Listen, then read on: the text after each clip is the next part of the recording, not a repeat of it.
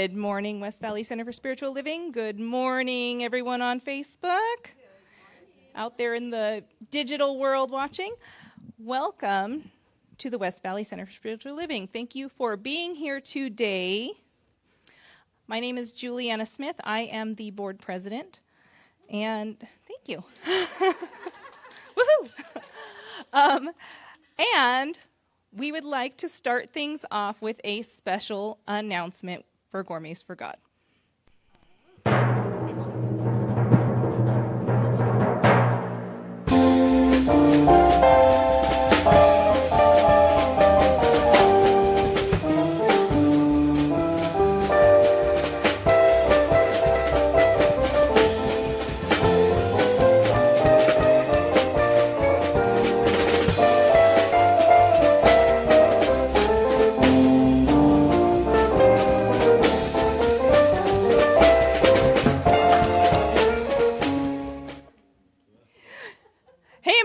Welcome. I'm your host, Julie Brady. Thank you for tuning in. Let's get this thing started. I need two people from the audience who wants to make a deal. All right, let's see. You with the paw prints over there. All right, and you with the witch hat. Come on up.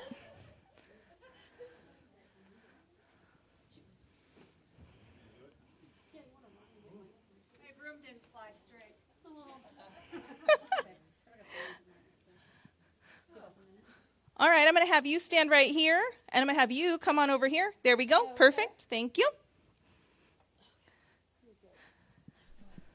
All right, and we've got Clementine here. Clementine, nice to meet you. Why don't you tell us what you are? I'm a pet sitter, and they just walk all over me.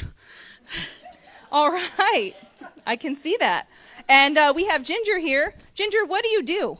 I'm a life coach.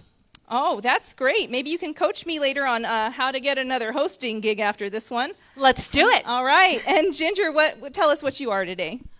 I'm a colorful witch. Very, very good. All right. Well, we have a little deal here. I've got an envelope here. And Clementine, what do you think is in this envelope? Cash. That is right. It is cash. So I'm going to give you each $500. $500 for you and for you. All right. Now, you can choose to keep it, or you can buy what's behind curtain number 2. 2. It's 1. It's 2, but that's okay. Curtain We'll number. get to 1 later. We will. We'll get to, 1. Okay. Clementine, what do you want to do? I'll keep the cash. All right. Well, Ginger, do you think you're going to take the cash? You're going to buy curtain number 1? I'll take the cash. Okay, that's great. Well, I guess we're going to move on. I've got another deal for you both. Got another envelope here. And let's see what it is. It is $500 again. Cha-ching! All right. So I'm going to give this to you, and I'm going to give that to you. Oh, boy. All right. And now we've got curtain number 2 for sale. Only one of you can buy that. Clementine, do you want to buy curtain number 2, or are you keeping the cash? I think I'll just keep the cash. All right. She's keeping the cash. She loves that cash, folks. All right.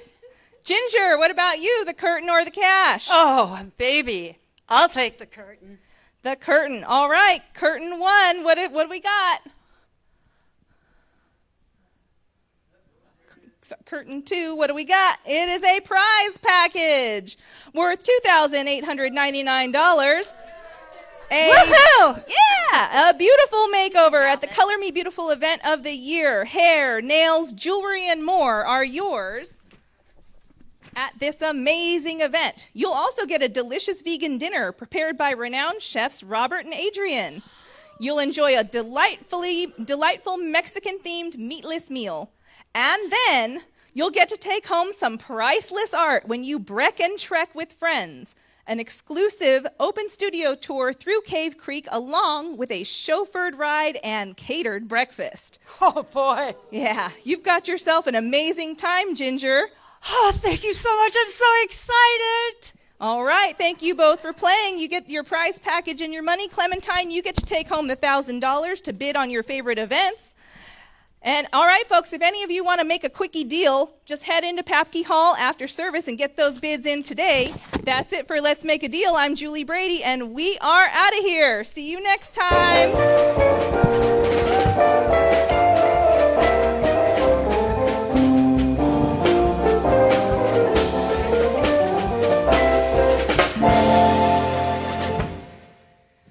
So we've got 2 more weeks for bidding on Gourmets for God. Bidding ends next Sunday. So those of you who aren't here but watching on Facebook, if you want to come, there's still time to make those final bids, and that'll happen in Papke Hall after service.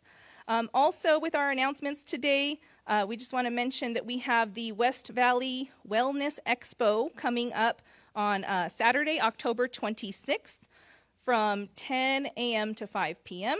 So that'll be here at the center. Make sure you are here for that. It's a really great event, and we really enjoy hosting that event at our center. Also, Sunday, October 27th is our Dress Up Sunday. So make sure that you come dressed up like our lovely contestants today on Sunday, because it's going to be a really spooky good time. And Thanksgiving dinner is being hosted this year by Kathy Rose and Phil.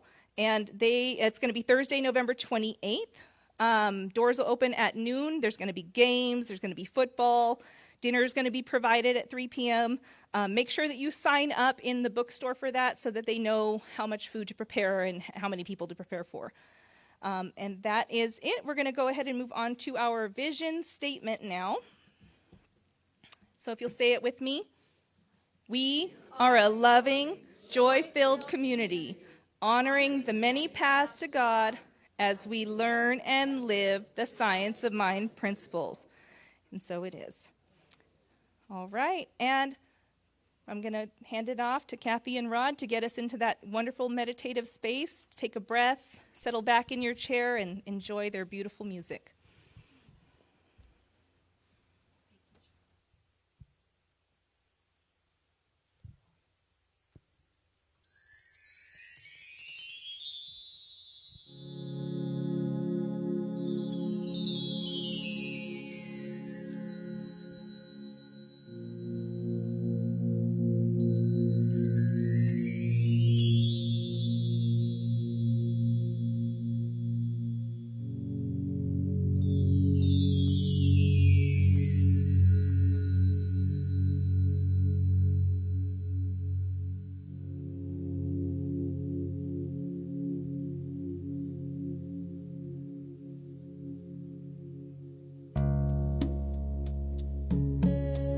So take a deep breath, relax, as we go into that peaceful place.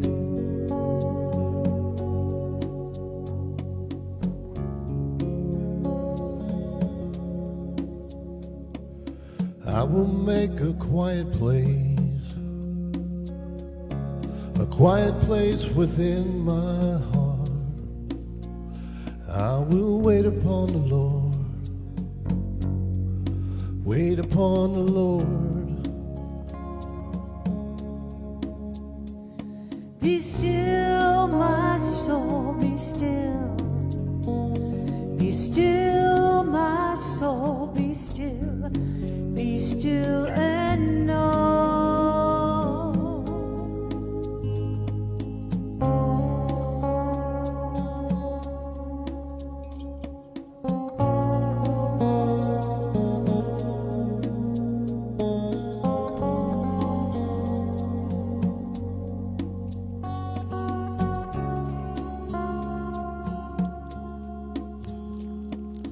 I will make a quiet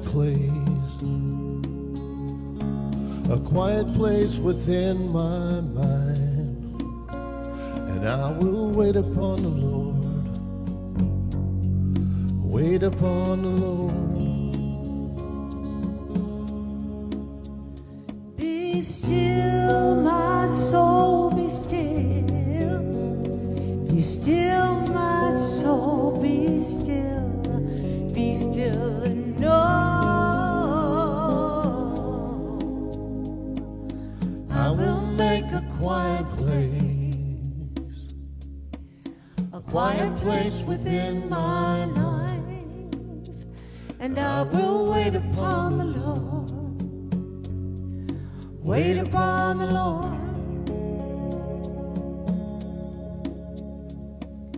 I will make a quiet place.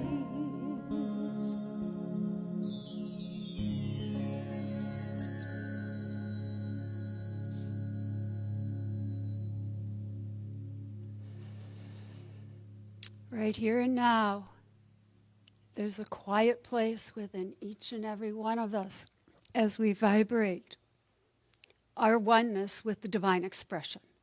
That expression of love, joy, ease, and peace is my desire. So right here and now, I call forth anything and everything within me that is not a direct reflection of God. I pull up any hurt or anger or frustration or any negative experiences, and I release those into the universal law, allowing it to bloat off into the nothingness. As I call forth my peace, my joy, my love, the divine expressions of God are flowing through each and every one of us right here and now. All there is love, peace, and tranquility. I move forward into my week knowing that God is with me at all times. And I choose to listen. I choose to be one with that divine. I choose to release those negative thoughts the minute they pop up because they no longer serve me. So I fully rely on God in all that I do and all that I am. I am grateful for this, that God is my source and supply, as it is for each of us. I release this into the universal law, knowing it is done right here and now. And together we say, and so it is. Have to flash my nails. Okay. One of the most illuminating things which mysticism has revealed is that evil is not the ultimate reality. It is simply an experience of the soul on its journey toward reality. Evil is not an entity, but an experience on the pathway of self-unfoldment. It is not a thing of itself, but simply a misuse of power. It will disappear when we stop looking at or indulging in it. We cannot stop believing in it as long as we indulge in it. So I release this negativity. So the mystics has always taught the race to turn from evil and do good. Think about that. What good could you do this week?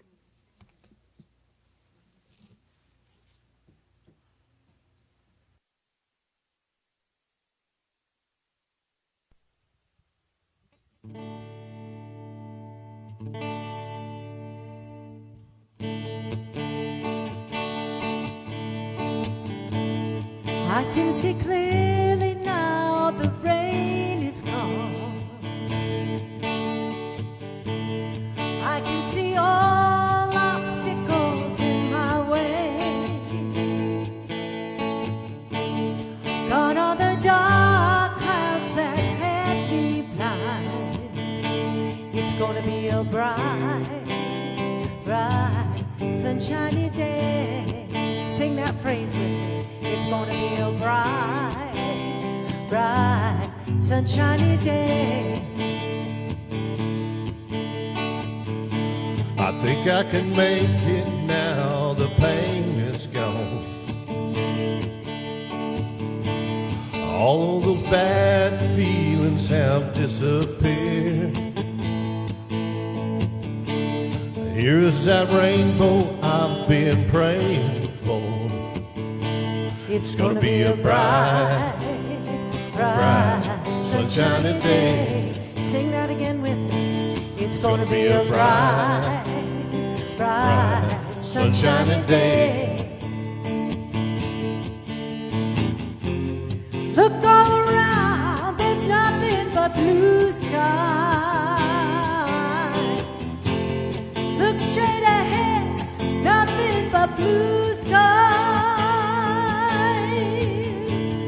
I can see clearly now the rain is gone. I can see all obstacles in my way. Here is that rainbow I've been praying for. It's gonna be a bright, bright, sunshiny day. Sing that again. It's gonna be a bright, bright, sunshiny day. One more time. It's gonna be a bright, bright, sunshiny day.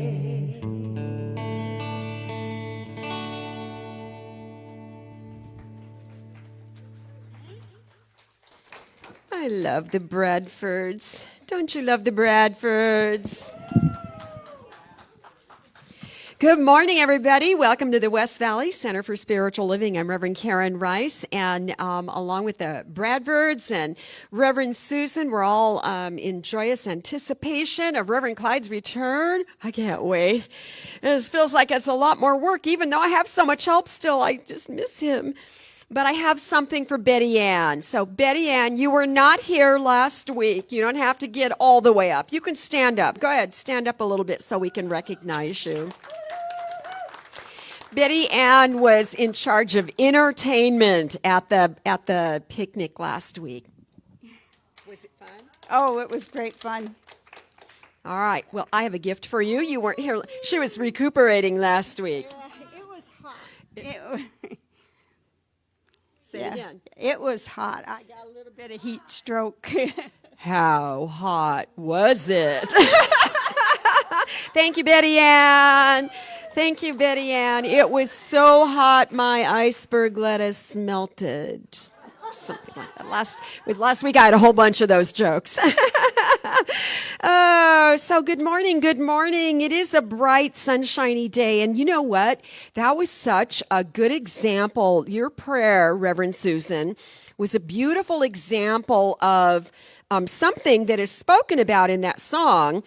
And what she did was a gorgeous, perfect, argumentative prayer. And it's not for everybody, but man, it's the way I pray. When I got a challenge in front of me, I call it out, I name it, and then I take all the power out of it. I give it all away. And that's where you're facing face head on. You're looking the discordant fact in the face, and there's power in doing that because now you know what you're releasing. And now you can affirm with this pure, open, empty space, for what you leave as vacant, God will fill.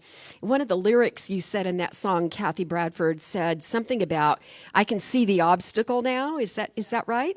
You want to be able to see the obstacles. When we have our head in the sand, we don't.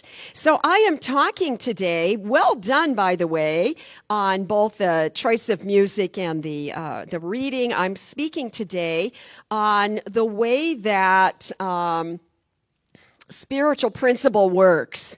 The way that our attention to the things that are divine and the guiding wisdom in the universe, the way that for thousands of years humankind has intuited, has had this great gracious gift of intuition to recognize that inner harmony, to sense that there's a presence and a power that's greater than we are, and we can call on it and we can use it. So this, if you look at the artists and the poets and the musicians, the composers, this is where the divine inspiration inspires us to do great works. Now, what's interesting is that we all have that same intuition, and yet the way that we're different from those great thinkers and the sages of the classical metaphysicians and the philosophers, the only way that they're a little bit different than we are is that we don't usually notice that something's missing until we sense something not right in our own personal atmosphere. So when your peace is gone, suddenly you realize how much you want it. When your health is not gone, now you have a new priority. You want to prioritize your physical well-being. And so I wanted to talk about that today because I think what happens sometimes is that when we sense something is missing from our lives, then we jump into this action to repair what seems to be broken or what's not working. And I believe there's a little bit of error that we can realign as we look at this information this morning, that healing what ails us is not looking for a cure for a disease as much as it is revealing the deeper truths that those great thinkers intuited, that we have our own moments of recognizing. So we want to do more than just rearranging the specific elements in any situation we might find problematic at one time or another. We want to do a little more than just looking at fixing what feels like it deserves or desires to be fixed. We want to do a little more of being quiet and sensing in that divine way that greater guidance and wisdom that is always with us. I found this quote in the book, This Thing Called You by Dr. Ernest Holmes, and he wisely spoke these words that really inspired me to write the message that I've written this morning. Dr. Holmes said, "As the meek shall inherit the earth, good obliterates everything unlike itself, even the way that the sun dissolves the mist." And that's the title of my message this morning, As the Sun Dissolves the Mist. Because it's such a powerful, straightforward method of truth that something as minor as mist is completely dissipated by the presence of the sunshine, the warmth of a day. And so in that very simplistic way that day always follows night, there's sort of some common sense in this declaration, just as the sun dissolves the mist. There's a quality of goodness that we know to be divine, that we know we all have access to, that we know is right where we are at all times. And we understand, because we repeat these lessons again and again, that goodness always chases away darkness. So we can have a God-given certainty about this beautiful truth. There's a quality of goodness that we know is godness, and that godness is alive in the makeup of our very own being, who we are and how we function on a day-to-day basis. This goodness is the truth of our being, and at some place in our own sensing, our the way we fit in with everybody else in the shenanigans of our day-to-day life and the encounters with other human beings. This God-given certainty, this way that good changes anything unlike itself, is true in our relationships. It's true in the way we connect with each other. It's true in our neighborhoods. It's true when we're shopping in a mall. It's absolutely a universal reality that follows us everywhere.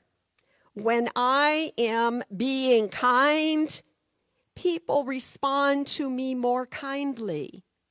when I am feeling love, God's love as an activity of life inside of me, I begin to see that love show up in other faces. Whether I know them or not, I can recognize that aliveness. When I am living in harmony with this great divine truth about who I am, then life seems to be more harmonious in every way that I encounter it. When I'm feeling generous, there's a generosity that I can see that's everywhere present. And that's just how life is. We're in this reciprocal relationship with life on every level. Goodness, simply, when we're feeling good, oh, that's a good song too. Oh, you haven't done that song in a while. Yeah, we want that song pretty soon. Let me know so I can we can coordinate the talk with it. That's a really good song. I love that song too. Mm-hmm. When we're in that space of recognizing that goodness, we do not entertain the opposite of that.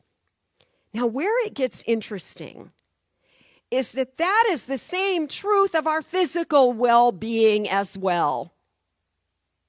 When we're talking about the being perfect and whole and complete, there is some knowledge in the cells of our body that know how to repair the physical malfunctions that happen occasionally in our livingness, because we're human. We live in finite bodies on a finite planet.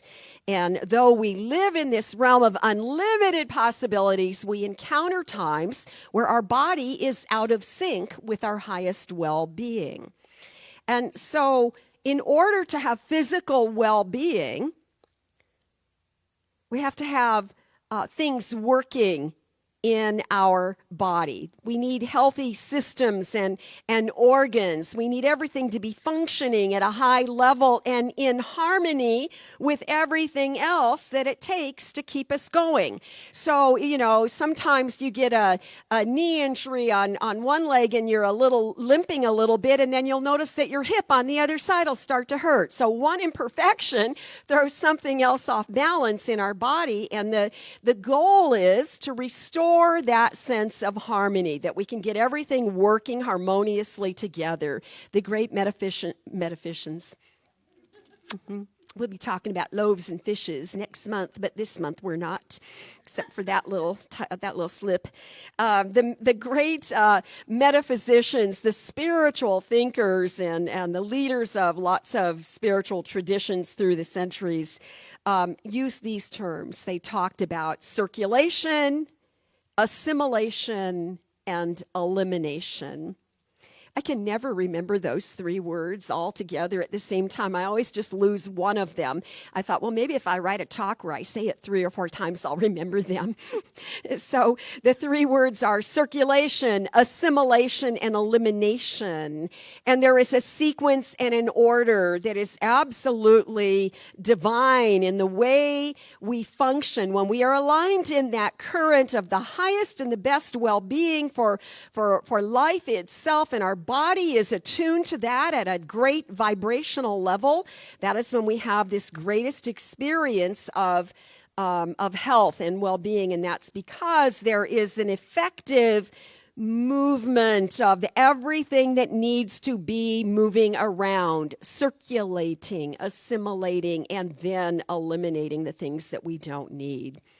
So in the presence of a good, healthy, functioning body and mind, because his pattern is absolutely true for our emotional and mental health as well, in the presence of that harmony, everything unlike it is gone. It vanishes, like the way that the sun dissolves the mist. Darkness cannot exist in the presence of good, and the warming light of sunshine seems to have the power to melt away adversity, and as it melts the mist, it also works the same way energetically, and it melts away the adversity in our lives as well when we attune all of it to this one great truth. So the physical body talks to us all the time. The physical body will demonstrate symptoms when we are not aligned in that perfect order. And illness brings us information. It brings us information about what the body would like readjusted, but it also brings us information that might be more personal. There might be something we're not acknowledging or we're not looking at. The body does not hold back when we have caused it to suffer in any way. And most of us have medicine cabinets or little Rubbermaid boxes with lids. And we keep medicines in there. I was never more aware of that truth than the time I was in seminary, and there was a hurricane that went through the Gulf, and a bunch of ministers adopted families that had been displaced. And when you adopted a family, you got a list of the things that they needed, and then we would pull from our own neighborhoods and congregations and literally send them boxes filled with things that they needed for their living. And it was very humbling because there was like anything that I would just take for granted would be in my medicine cabinet, we had to buy for them. And so we created these great boxes and we sent them goodies that they had hand requested, and they were living in small apartments or hotels while their areas were becoming safe again. And it was just a beautiful experience to notice how many things I take for granted in my own daily life. So anyhow, most of us have medicine cabinets or little boxes with lids on them with different medicines. And if we feel something go wrong, we reach in and we grab something to help us feel better. So if I have a headache, does anybody take aspirin anymore? I never hear anybody say aspirin anymore, hardly. But we take an aspirin, or we might reach for ibuprofen or acetaminophen or a number of other solutions that have been successful for you in the past. The interesting thing about that is your body's not really asking for aspirin or acetaminophen or ibuprofen. Your body would like for something to change so that it could feel better. So we have this habit of treating symptoms. And that's helpful to look at that every now and then. The body is being stressed. When we have an illness, something's out of order and your body is experiencing some type of stress from something not working properly. Something's interfering with your circulation, with your assimilation, or with your elimination. And when the body gets stressed, the body's reaction is often to sort of hang on or protect us. And that hanging on is when we start gripping or holding, and we hold like our breath. For instance, when you're in pain, it's very common to catch yourself holding your breath, so you're no longer breathing properly, and your body needs to be oxygenated, probably more so when you're uncomfortable. And so in that posture of holding on or grasping or contracting around what little you can hang on to, we are interfering with the natural flow of everything in our being. So some of the patterns we have are contraindicated to our experience of wellness. This is both true physically as well as mentally. When I am stressed, there are certain worry thoughts or troublesome ideas that I kind of hang on to without realizing that's what I'm doing. And so my thinking process gets kind of clogged up. And now we have something else going on. So when it happens in our mind, we call it brain fog. You think of brain fog, right? Too much stress overloads your brain and your thinking gets kind of foggy. Brain fog is characterized by confusion, forgetfulness, lack of mental clarity. All those things sound familiar, right? And here's us. We blame it on the problem. Or maybe we blame it on our age. Some of us blame it on the food we eat or don't eat. Some of us go even deeper and blame it on all the toxins in the environment. Often we blame it on a lack of sleep. Nothing makes me foggier than lack of sleep, that's for sure. And of course, we blame it on other people. It's all those other grumpy people or opinionated people or all those people that don't agree with all the things I agree with. We blame it on something, one thing or another.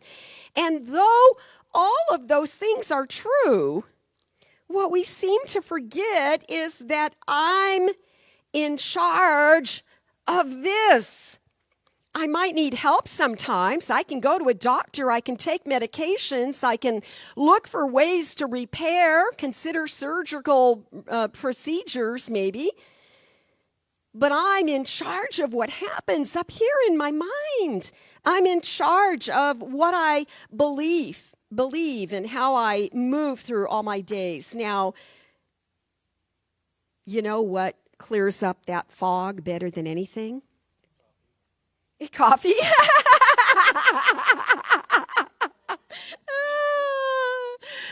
Breathing. What else? What else you got? A puppy. Oh, good. Oh, yeah. I was going to say sunshine. You know what? I'm going to revisit remember all those things because I do have a part where I'm going to ask you again toward the end of the message. The sunshine is the very thing that clears the fog. So if you've ever lived near the coast or you've ever visited, maybe you've lived in the desert all your life, but you've visited the coast and you've seen what beach fog looks like. And if you haven't, you can Google pictures of the Golden Gate Bridge. There's no better view of the fog than pictures of that Golden Gate Bridge sticking out above a layer of fog that covers the bay there and seems to kind of get locked in. We understand what fog looks like, what an experience of fog is, and most of us have had a foggy brain a time or two. Science tells us that it's when the warmer air from the ocean comes into the San Francisco Bay and it gets over the water in the bay that is colder than the air over the ocean. When that mixes, that then the tiny droplets of water form, and the scientific statement is that it cools the air to the dew point. And you get this experience of fog.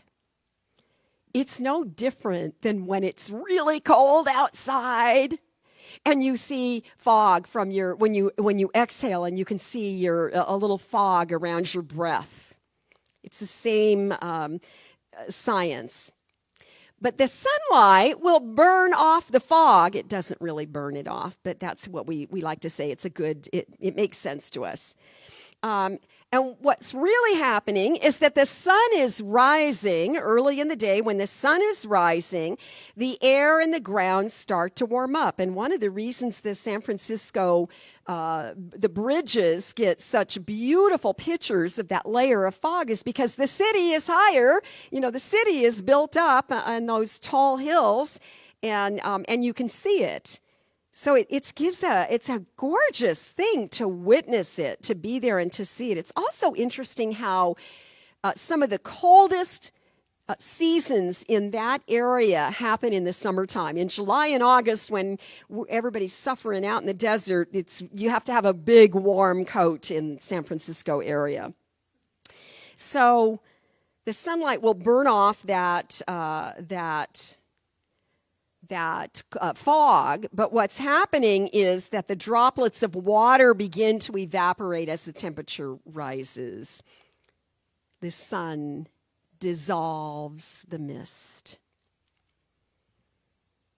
Now, when I was getting ready to write this message, I had done all this research on, I have pages and pages of quotes just from Ernest Holmes. Some of them you heard Reverend Susan address in the material she shared.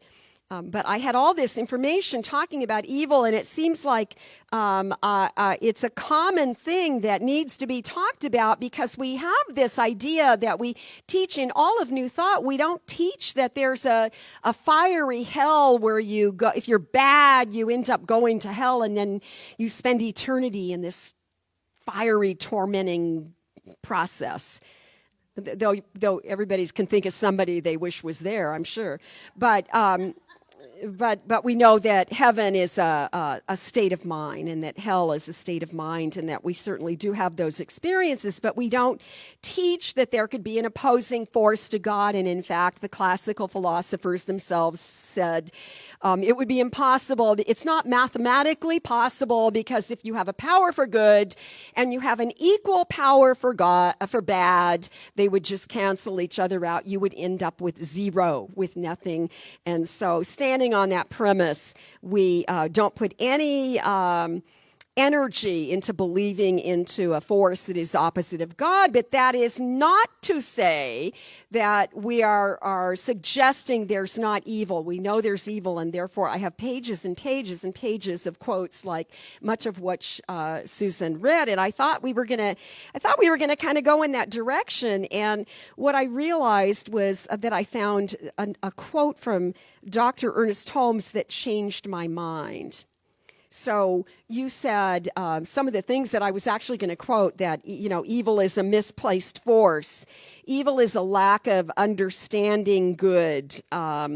It's a negative thought, et cetera, et cetera. I even found this quote from Agatha Christie. This is a good quote I am going to share. Evil, Agatha Christie. I don't think I've ever quoted Agatha Christie. Evil, but it's appropriate with Halloween, right? Halloween is around the corner. Evil is not something superhuman. It is something less than human. And I thought, that kind of sums it up. So I thought I was going to go in that direction, and then I found this quote from Dr. Holmes. And I think you might have even said this one, Reverend Susan. Evil will disappear when we no longer indulge in it. I know.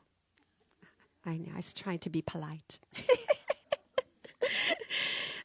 Evil will disappear when we no longer indulge in it.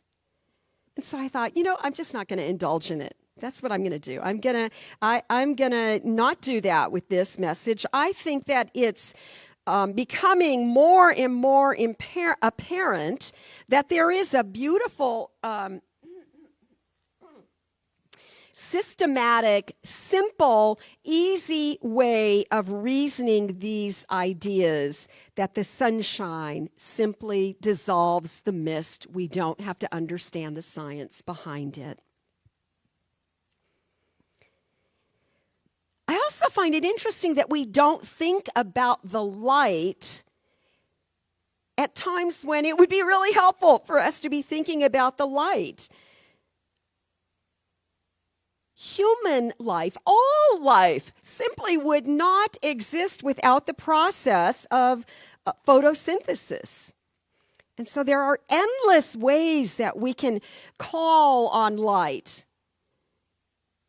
There are endless ways that when the warm waters of our own thinking mix with the cold waters that exist in the little narrows and the bays and create a little fog in our thinking, there are so many ways that we can shine that light, so that that light has the force of the sunshine to melt away the fog, the mist. I think it's the distractions in life that just block our own awareness or our remembrance of the existence of the light that's always right here, the existence of God's love and of joy and of beauty and of all the things that go along with that. All the ways that goodness gets clouded over by the clouds of our perception. So I was thinking that there are some everyday miracles that we should think about and remember and focus on, maybe even have a little list so that you carry it around in your wallet or you pin it on your mirror in the bathroom somewhere where you can call on it easily, so that we can remember that there are God-given gifts, there are tools that we can use just to change our mind and remember again, and then that memory serves just like the sunshine breaking through the mist. Joy and laughter. Think of your imagination. What kind of crazy, miraculous gift can our imagination be if we use it for good? You know, we dream. Even when we're asleep, we can have dreams. And we can daydream. And we have this gorgeous gift of creativity. And then there are those moments of tenderness where, you know, gosh, just to see a cute little baby in a grocery cart in a store somewhere, and you make eye contact with the infant, and the infant smiles back at you. I was going through old pictures just yesterday, and my granddaughter that just gave birth to twins has a toddler. Boy, does she have her hands full. I like to send her diaper donations because she appreciates it very, very much. But I found pictures of this granddaughter when she was a toddler, where she was getting into mischief. I have one picture where she took the Ajax cleanser and sprinkled it all over the living room floor and backed away, and you can see her little footprints in it with the empty can of cleanser on the ground. It's like, oh, that was a no-no. That was a bad thing. And another picture of her making her own peanut butter sandwich with a little stepladder I kept in the kitchen, and she's trying to spread peanut butter on a loaf of bread, and there's mess everywhere. So I took pictures of those with my phone, and I sent them to her. And she lit up, and we had this gorgeous conversation for a few minutes of sharing those memories. And she said to me, oh my gosh, I thought my 2-year-old got all his mischief from his dad, but apparently he didn't. And he looks just like her. And then she went and dug through some of her pictures and sent me, and then put them side by side, because I'm not that techie. I don't know how to do that. But she put them side by side so I could see how much he really does look like her. And it makes your heart just happy.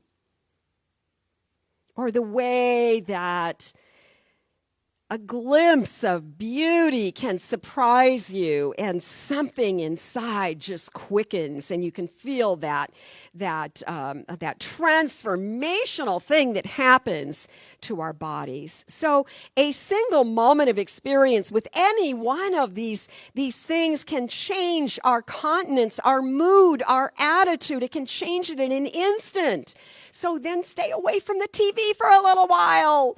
Right? Stay away from the grumpy people that you always feel like burst your bubble. These are great gifts from God, and they're free. And we all have them. Vincent van Gogh, curious artist, he said, I know nothing with any certainty, but the sight of the stars makes me dream. Oh, that's a good reminder. Jean Houston, a great spiritual author and a mover and a shaker in New Thought. She said this. This is one of my favorite Jean Houston quotes. At the height of laughter, the universe is flung into a kaleidoscope of new possibilities. At the height of laughter, The universe itself is flung into this place of just of infinite possibilities. And Thomas Edison, one of my favorites, because I took a tour of one of his homes in Ohio many years ago, and I've never forgotten how fun that was. Thomas Edison said, "To invent, you need a good imagination and a pile of junk." Isn't that great? These are all things that are relatable. That I love being resourceful, and I love being able to make something out of nothing, or having fun with something that just happens to be within my reach at any given moment. We can feel what these great thinkers are saying, that these are God-given gifts, and they are ever available, and they are absolutely free. So, yes, there are storms that seem to be raging everywhere. But I think the storm we want to address first and foremost is in that inner terrain.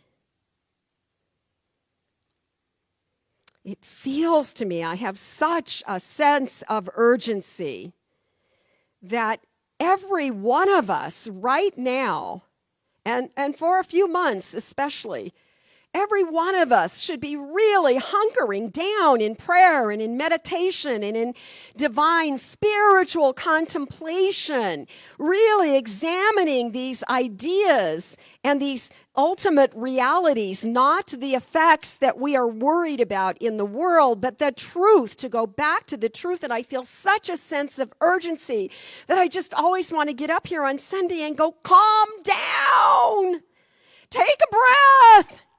Give yourself a break. But then I realized, my mom was just like me, very spirited, a little feisty sometimes. And when she'd get going, my dad would go, "Annie, calm down." And it never worked. So I won't tell you to calm down. But I will remind you to return to truth every so often. Just refresh your soul with a little love, with a little laughter, with an imagination. Use your creativity. Tap into those things that are freely given. And then I stumbled on this quote that just made me know that, we're on the right track here with this idea. I found this quote from Dr. Holmes in the book Love and Law. And Holmes said, listen carefully, "You cannot heal that which you see." 7 simple words. You cannot heal that which you see, because healing is unseeing that which is wrong and seeing what is right.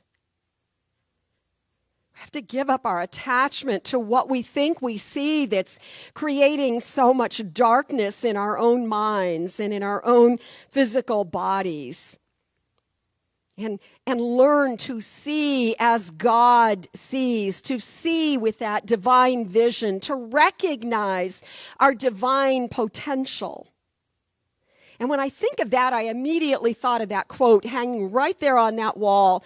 That is our short version of the Global Heart Vision, and it is the essence of it that speaks most loudly to this community. In the West Valley of Phoenix, Arizona, we took snippets of the bigger Global Heart Vision, and we have it on that wall. And the line that speaks to me the most that goes with what I'm saying this morning is this: we serve life because it's holy, not because it's broken. We serve life because it's holy, not because it's broken.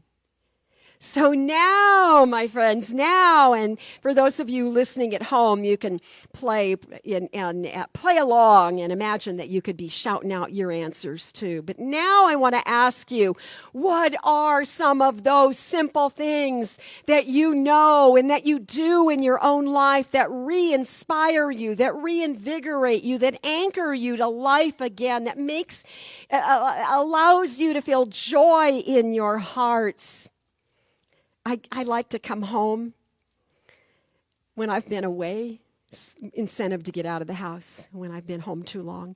I like to come back to the house and I be greeted by that little cute dog that can't wait for me to get home. And I open the door, and if she's not there waiting for me, if I snuck in and she didn't notice, then I call for her, and then she comes running and her tail's a wagging, and I swear she has the most beautiful little smile that she saves for special occasions, and that's free. And all I have to do is remember to get excited about being home again and seeing her. What are some of the things that you do in your own life? You started saying them earlier. I'll repeat them into the microphone so we can. And if you get any, Julie, let me know. Julie's receiving your from the chat room online. So somebody said, Diane, you had something. What did you say? Get out in nature, but hey, a puppy? Come on. Gosh, Kelly was babysitting a puppy a couple weeks ago. Oh my goodness, it was so much joy and it was also so much joy to let her take the puppy away so that we didn't have to take care of it. Yeah, puppies, nothing like a puppy. Good, what else? I said breathe. Breathe. Breathing just brings us right back to center. And the more you use it as a spiritual practice, the quicker it will get you there. Juliana has something. Maya says the bunnies. Oh, yes, yes, yes. If you live in a neighborhood where there are bunnies, I have a neighbor that leaves water out all the time for bunnies, and I'm grateful because I love spotting them. Veronica. Grounding. So we're as a spiritual practice, wonderful. What else does God give us that's free? The birds. Oh, nature. I don't feed the birds. I don't have a hummingbird feeder, but oh boy, do I get hummingbirds in my yard anyhow, and I love it. It makes me happy. Let's have one more. Music. Oh, music is a gift from someone who was inspired enough to be open to receive it and record it or write down the musical notes so that it can be preserved. Oh, yes, music and art and so many things that I was thinking how I used to love, I can't remember what, I guess just writing about the arts. I used to love Matisse, and when we lived in Indonesia, I had picked up a bunch of posters that were Matisse posters, and I don't like all Matisse, but I love the brilliant, vibrant colors. And I remembered this week that I had purchased 100 years ago a book of just the artwork from Matisse, so it's in my own library. It costs me nothing. I can sit, it's like going to a museum, and I can flip through the book and find my favorite pictures and enjoy them yet again. Anybody else? Rainbows, yes. Yes. I have a arched window above my little kitchen area, and nothing brings me more pleasure than seeing color in the sky or just beautiful cloud formations. All these things are free. They are God-given gifts. They are miraculous. And they are miraculous because they have the power to change our continents. They have the power to change our mood, to remind us to breathe, to feel inspired again. And the only thing it costs is a moment of our attention. And our beautiful sunshine that melts away the mist. These are all things that dissolve the mist. These are things that clear the fog in our brain, reignite our aliveness, stir our heart to feel love again. These are the things that melt away the coldness that we might have when we're disappointed. And when we bring that light inside of us, then the light of God within us can shine.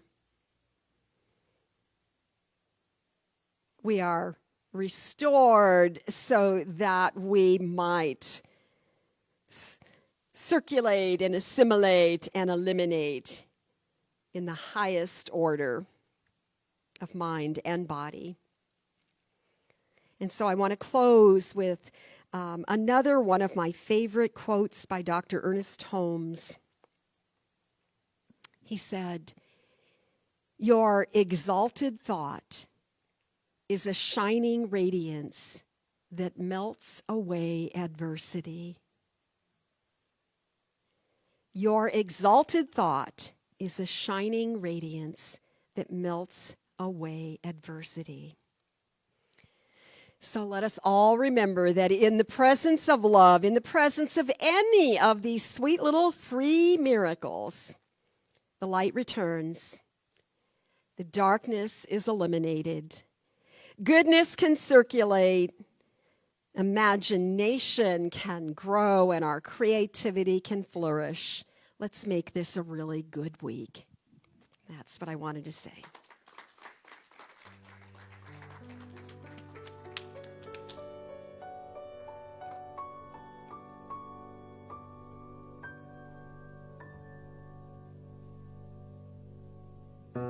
So just take a breath. Nice, deep, cleansing breath. And begin to notice how that breath can stimulate as well as calm.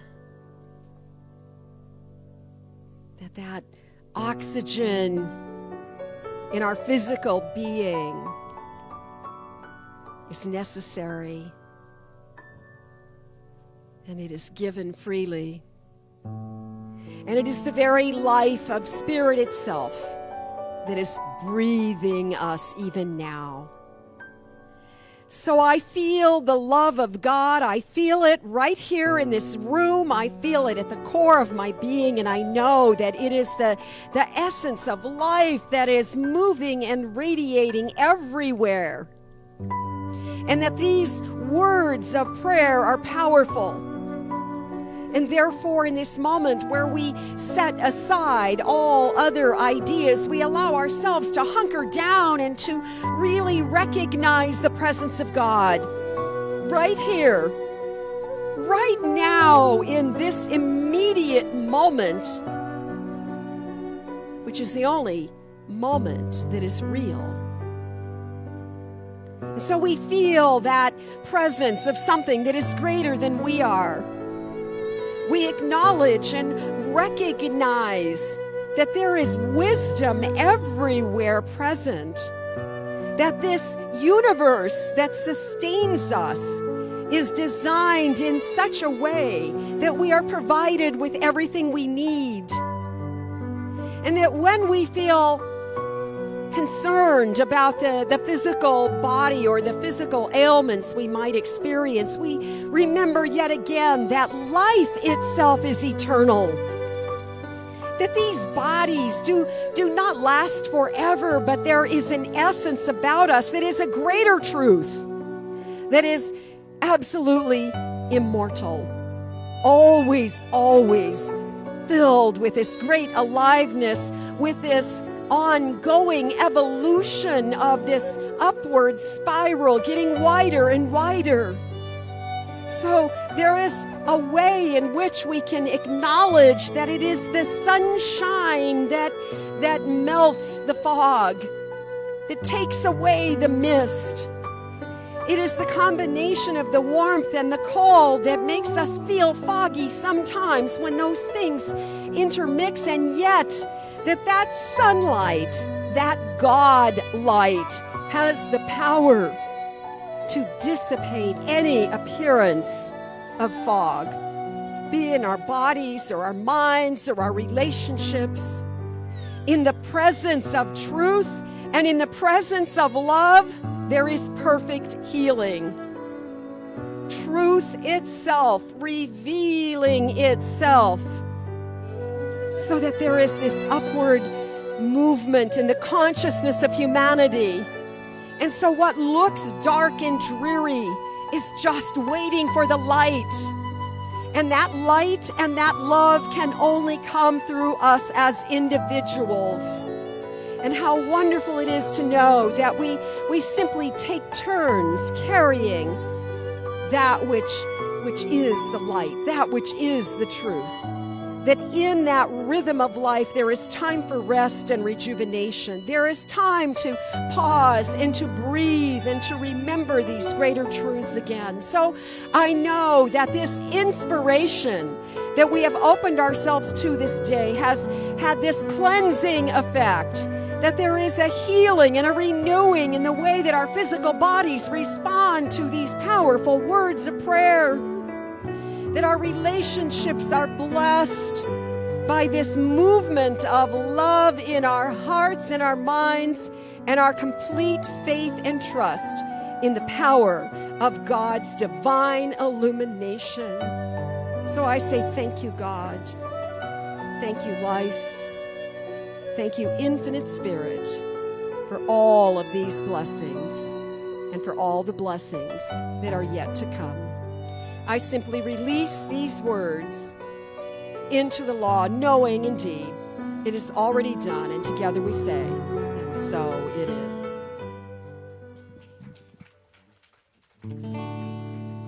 Grateful, grateful, grateful for all the love that I have. I am so grateful, grateful, grateful for all the love that I have. Everywhere I look and every face I see is love reflected, shining back to me. I just give thanks for all these simple things, the joy and peace that gratitude brings. That's why I'm grateful, grateful, grateful for all the love that I have. I am so grateful, grateful, grateful for all the love that I have.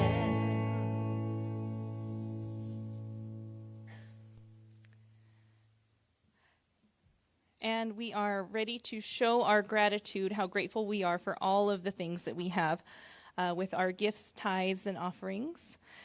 We do not pass a plate at this center. We do have offering boxes located at the exits to either Papke Hall or to the main entrance. And there's also one over in the bookstore.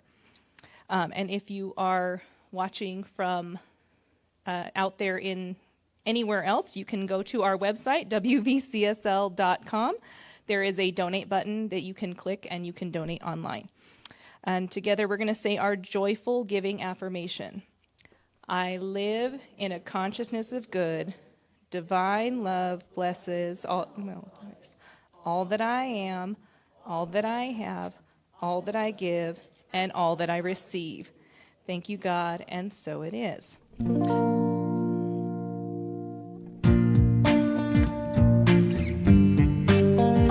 Please rise for our last song.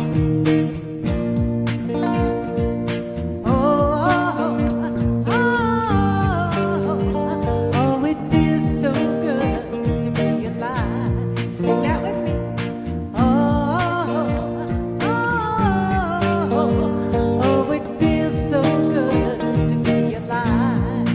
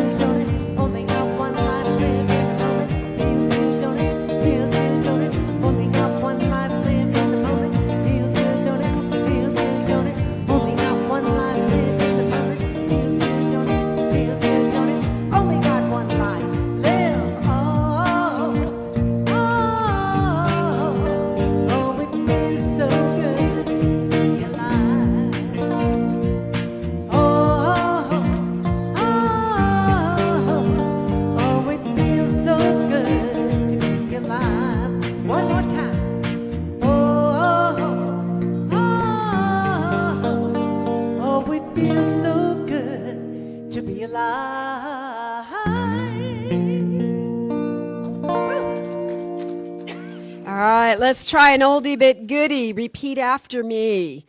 Something wonderful is happening through me right now. It is this thing called life. Life is in my mind. Life is in my body. And life is in all my experiences. I think it. I feel it.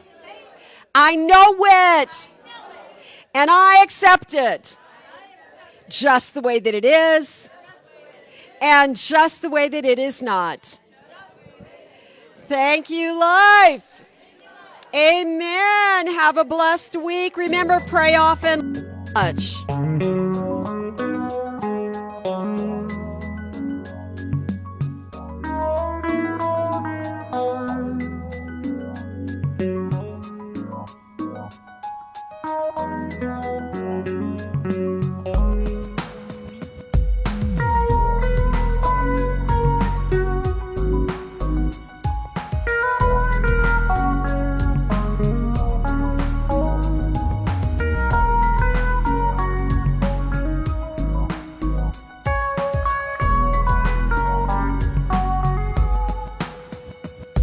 Thank you.